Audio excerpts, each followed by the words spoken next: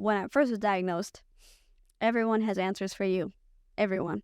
If you have MS, you know what I mean. Magic pill. Oh, Just magic boil pill, salmon. go to this meeting, eat this thing, don't eat that thing, exercise like this, don't exercise like that, never do these things. Take all of these things. It's a lot. And honestly, with MS, you have to figure out what is working. My neurologist always gives me the best advice. She's like, you have to know your body better than anyone else. And she's like, you need to know what's working and what's not working. And she's like, you have to forget the rest. You know? She never really tells me to forget the rest, but you got to know your body. You have to be the one to do it. And so, yes, I tried a lot of things when I was first diagnosed with MS. You know, gluten-free. I don't think I ever did vegan, but like I was getting really close. That didn't help. So Have you tried like a carnivore diet at all? Or? yeah. Actually, I eat.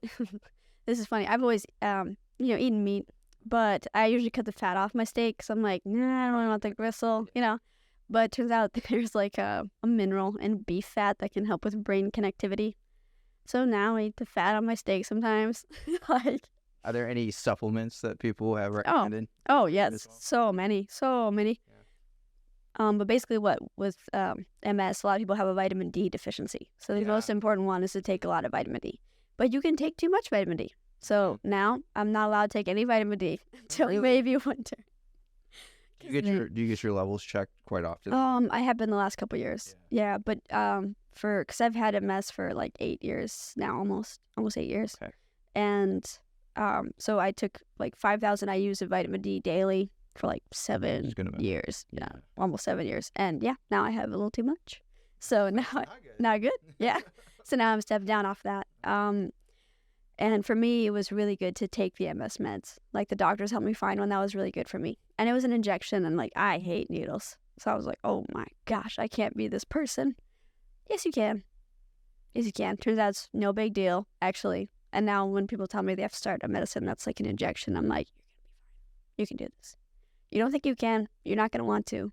But if I can do it, you can definitely do it. Yeah. Because I hated needles. So what was your secret for dealing with getting pricked in the arm or leg? A lot of the nurses, yeah, you take it either in like the back of your arm or like your thigh, somewhere in your midsection. Oof, Um, that'd be fun. Actually, it's better anywhere you have like more fat. Really? Yes, definitely inject into the fat. It's way better if it's a sub-Q injection, like a subcutaneous.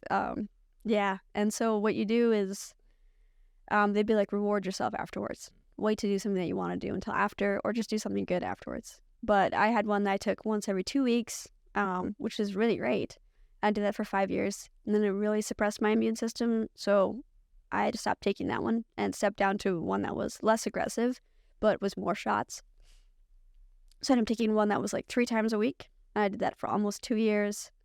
And that one, you just kind of rotate injections. And after a while, it just gets to be like Monday, Wednesday, Friday. So it's like, No, yeah. it's just like brushing your it's teeth. just your Monday, Wednesday, Friday. Like, yeah. Take the Tylenol, take the Benadryl, whatever I needed to. The doctor would, help me through that. And there's some great nurses. There's like programs that you can sign up for with a medication, that like the pharmacy provides, or if it's not the pharmacy, it's the company that makes the medicine. They will like have supportive nurses that will call you every 6 months, check in, see how you're doing. Those are so important. You have to have people talk to people who have MS or who have something like you. You need a support system. And like you need a clinic that's with a doctor who's going to be really on it. Because with MS, you get all types of infections because you're suppressing your immune system. In some respects, some of the drugs are like a really mild chemo drug.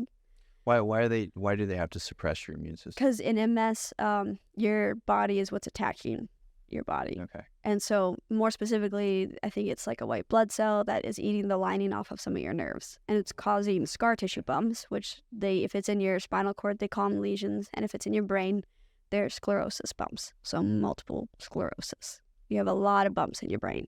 And it's hard to diagnose because you have to have like a 3-point authenticator. You have to have bumps in your brain that they can see on an MRI, usually a lesion in your spinal cord, active symptoms, or like a spinal tap done. Ooh. Where I'm not sure how it shows up on there, but usually there's some signifier for them.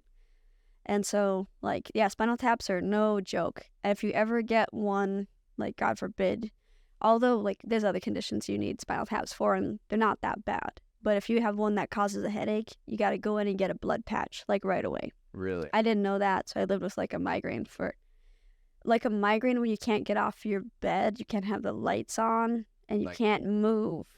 For like, I had one for like 6 days, and it was awful. The first day I met my neurologist, who is at Cadlick, because I was working with her partner, Dr. Atwall, and then Dr. Atwall does like a lot of neurological conditions, and Dr. Zhang just does MS. So they switched me over to her, which was like miraculous because I like couldn't get into her. Somebody canceled, so I was able to have an appointment. My mom is amazing. She drove me over there in like the winter. And for the first time, I remember been like 3 weeks from the time I was diagnosed. I felt like I had hope when I walked into her clinic. So you got to get yourself a good neurologist if you have that condition. And she was just going through her questions with me. And she's like, I was like, yeah, and I have a headache. And she's like, from the spinal tap? And I was like, yeah. She's like, they didn't give you a blood patch yet? And I was like, no. She's like, well, you're not leaving without one. And so she sent me over, and they take some of your blood and reinsert it near the hole where the spinal tap was done, seals it instantly, and the pressure better, you feel better, and like almost immediately you feel better. Like Incredible. It's incredible. So no more headaches. Nope, no more. And if I start to get one, you'll never get that again, because a spinal tap headache is just where your body's still leaking spinal fluid, and so that's why you feel like you have a headache, because you're losing fluid. Mm-hmm. Therefore, your bones are sitting way too close together. Do you feel like you're keeping up with any like modern medicine trends right now? That do you have any hope with certain medicines that could be coming out? Well, MS, they keep doing a lot of research. Like one of my doctors told me these are the years to have MS. When my grandfather had it, they didn't have nearly anything for it. They barely understood it. Now I think we have over 12 medicines that you can try, and they're not medicines in the sense that MS is like incurable right now. So that's why it's like a lifelong condition. But there are a lot of therapies that will stop it or help minimize progression, which is the game. That's the game. Stop the sclerosis bumps. And the ones in the brain are the most damaging technically, although the lesions are the ones that impair function. So if it's throughout your spinal column, then you're going to have a lot more motor issues. But it's just like one of your white blood cells is eating the lining off of those nerves. And it's just a communication problem. Your muscles still work, your brain still works, but the signal's getting lost in between. And what's amazing about the brain is that with exercise, sometimes you can teach your brain to still connect with those muscles. Because your brain opens new pathways all the time. We only use 10% of our brains? Yeah. Well, at least to think with. Yeah, right? With what we're conscious active of. functioning. Yeah, so it's capable of a lot more that we know.